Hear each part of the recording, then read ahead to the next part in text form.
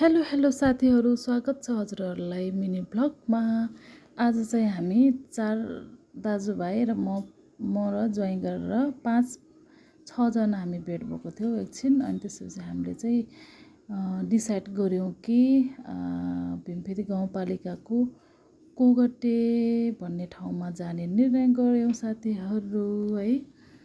अनि 4 दाजुभाइ अनि म एक बहिनी 5 जना अनि एक ज्वाइँ, हामी 6 जना चाहिँ कोगटे जाने। त्यहाँनिर माइलो बा र माइली आमा हुनुहुन्छ अनि अलि सन्चो पनि हुनुहुन्न रहेछ, बिरामी हुनुहुँदो रहेछ। अनि त्यही भएर चाहिँ अनि हामी भेट्न जाउँ न त भनेर भन्यो साथीहरू। अनि साथीहरू माइलो बा माइली आमालाई पनि भेट्न, अनि त्यसपछि मेरो भदा पनि हुनुहुन्छ त्यहाँ, भदा पनि बिरामी हुनुहुँदो रहेछ। अनि त्यसपछि भीमफेदीसम्म आइसकेपछि आधी घन्टाको बाटो किन नजानु, वाइट नट भनेर चाहिँ हामी 6 जनाले चाहिँ जाने निधो गरेर हामी हिँड्यौँ साथीहरू। यो गर्मी मौसममा त्यो माथि लेकमा जानको मजा छुट्टै थियो साथीहरू। एकदम गर्मीबाट चाहिँ हामी शीतल हावा खाँदै गएका थियौँ साथीहरू। अनि साथीहरू मलाई चाहिँ यो भिडियो बनाउनु पनि राम्रोसँग आएन छ कि। अनि घरि यता फर्काएको छ, घरि उता फर्काएको छ है। जे जसोसुकै भए पनि मैले चाहिँ बाटो रमणीय वातावरण देखाउने कोसिस चाहिँ गरेका थियौँ, तर त्यति राम्रो चाहिँ भएन छ। किनभने मसँग झोला थियो है, त्यो बिचमा एउटा हातमा चाहिँ झोला बोकेर हिँडेको थियो, कोसेलीको झोला। अनि त्यही भएर मैले चाहिँ एउटा हातले खिच्न पनि धेरै गाह्रो भएर मैले चाहिँ मोमेन्टलाई क्याप्चर मात्रै गर्न खोजेको। अनि मजाले चाहिँ भएन छ साथीहरू है। जस्तो सुकै भए पनि हजुरहरूले अन्तिमसम्म हेरिदिनु हुन्छ भन्ने मैले पूर्ण आशा र विश्वास लिएको छु साथीहरू। जति माथि गयो त्यति शीतल भइरहेको थियो। अनि त्यसपछि हामी आनन्द मान्दै गइरहेको थियो। साँच्चै नै भौगोलिक अवस्थाले पनि कति फरक पर्दो रहेछ है वातावरणमा। अनि यहाँदेखि चाहिँ अलि अफ रोडै थियो पुरै बाटो। हेर्नु न यहाँ कस्तो डेन्जरै छ कि यो ग्रेभल, यसले चाहिँ टायरलाई चिप्लाउँछ कि। अनि यसमा चाहिँ अलिक सावधान भएर हिँड्नुपर्छ है। अनि हामी चाहिँ अलिक बिस्तारै गएका थियौँ यहाँनिर। बिस्तारै हिँड्दै हामी गएका थियौँ। विकास चाहिँ भयो, तर पूर्ण रूपमा विकास हुन चाहिँ सकिरहेको छैन अझ। यहाँनिर हामी चाहिँ हिँडेर जो पछाडि बस्ने हामी चाहिँ सबैजना ओर्लेर अनि गइरहेको थियौँ है। दाइहरूले चाहिँ यसरी बाटो यस्तो डेन्जर रहेछ कि, थोरै, धेरै त होइन, थोरै मात्रामा। अनि तै पनि हामी इन्जोयका साथ गएका थियौँ साथीहरू। त्यहाँ पुगेपछि शीतल हावाले गर्दाखेरि त्यो अप्ठ्यारो बाटोहरू त हामीले बिर्सिसकेको थियौँ सेकेन्ड भरमै। अनि हामी चाहिँ आनन्दले चिसो हावा खाँदै गयौँ साथीहरू है।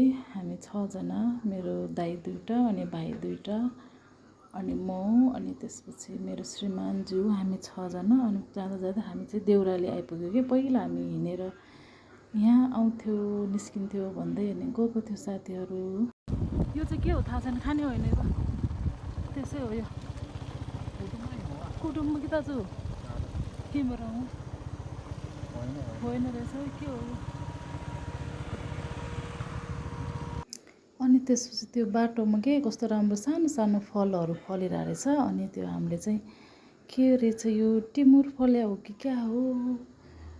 त्यो कुटुम भनेको चाहिँ त्यो पेटहरू दुख्दा खाने एउटा जडीबुटी हो कि, न त्यो हो कि भन्दै हामी चाहिँ त्यो फल पनि हेर्दै गएको थियौँ, तर होइन रहेछ है।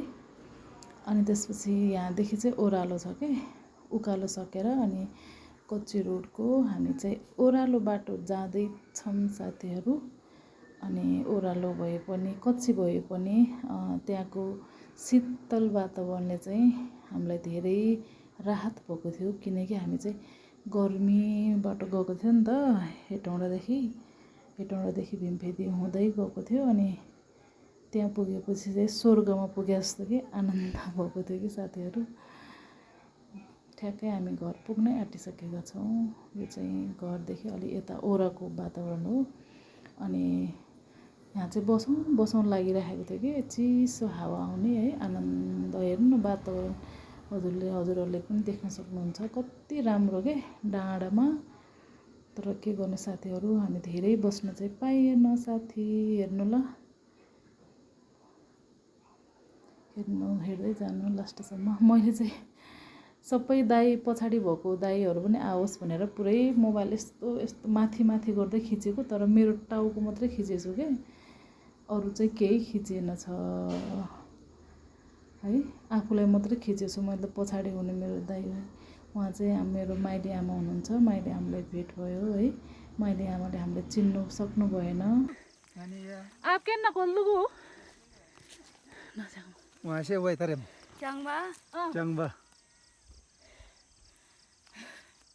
चंगबा जा थेवा मान ल सारा तोर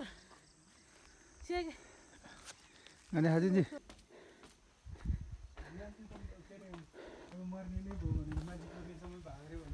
लो आइपुग्यो हामी होइन, माइल बाटो गर्नु लासो परङ हाय अम्बरङ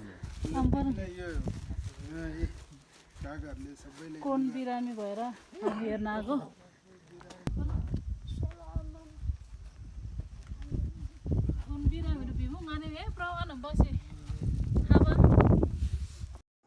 अनि साथीहरू, हामी चाहिँ माथि गएर पनि एकछिन माइलबा माइली आमासँग गफ पनि भयो है। धेरै वर्षपछि भेटघाट भएको थियो अनि गफसफ पनि गऱ्यो। अनि भदासँग पनि एकछिन गफ गऱ्यो। पहिलाको भन्दा धेरै राम्रो हुनुभएको रहेछ। गेट वेल सुन भन्न चाहन्छु। अनि माइली आमा पनि खुसी हुनुभयो, इमोसनल पनि हुनुभयो है। हामीलाई पनि खुसी लाग्यो। हेर्नु न कति राम्रो ठाउँ छ कि यो, एकदम रमणीय वातावरण है, शीतल भन्दै। मैले चाहिँ सिस्नो पनि टिप्न भ्याएको थियो साथीहरू। अनि सिस्नो पनि टिप्यो। अनि एउटा दुईवटा फोटोहरू पनि खिच्न भ्यायो, मेमोरीको लागि खिचेका थियौँ। अन्तिमसम्म मेरो भिडियो हेरेर साथ दिनुभएकोमा धेरै धेरै धन्यवाद भन्दै, यदि मेरो भिडियो मन परेमा लाइक, कमेन्ट, सेयर अनि सब्सक्राइब गर्न नभुल्नु। धन्यवाद।